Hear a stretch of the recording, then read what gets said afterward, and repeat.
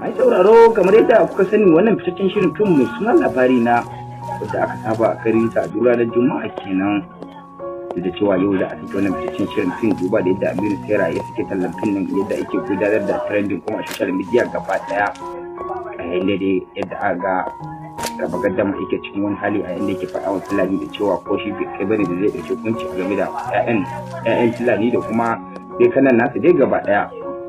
Duba da yadda Fulani suke nuni da cewa ya kai amma shi dai gaskiya inda akan matansa ne ta ba ta lamunce wannan ba.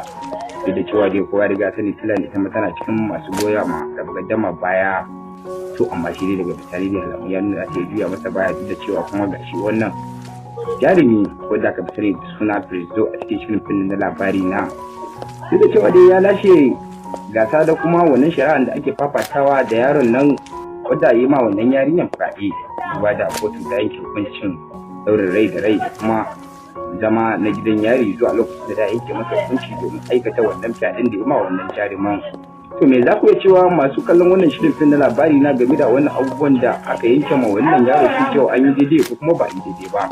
Duba da daidai hakan daidai ne dan Allah da musu da kuma da ku a kuma shirin namu gaba daya. Da musu da kusa da muku danna mana subscribe kana da alamar karrawa kamar haka duba da kuma tare da kalan na kura'o'in gaba daya. Domin hakan shi ke bamu damar ci gaba da kawo muku fitattun labarai masu kayatarwa kamar haka a wannan tashar namu mai suna Rash 24 TV. Duba da hakan dai masu sauraro don Allah nan da za ku dakace mu idan dai wannan shine farkon ziyartar mu da mu da kusa da muku danna mana subscribe kana da alamar karrawa kamar haka mun gode.